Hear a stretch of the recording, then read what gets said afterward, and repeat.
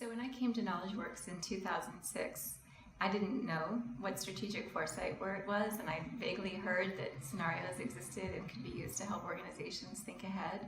But my first experience of strategic foresight was to be in the boardroom when the Institute for the Future came and talked to the entire staff about the content of the 2006 Map of Future Forces Affecting Education.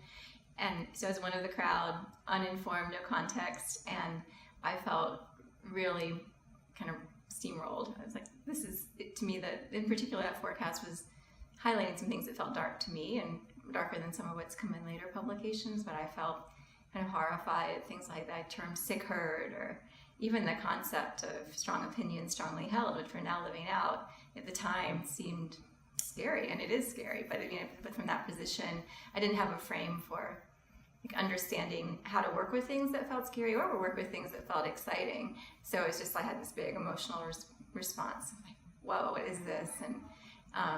And then gradually I got to use it in different contexts and began to understand it better.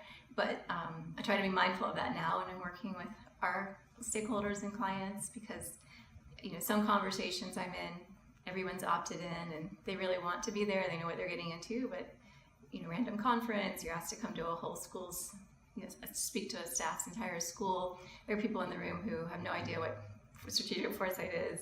Why am I here to talk to them?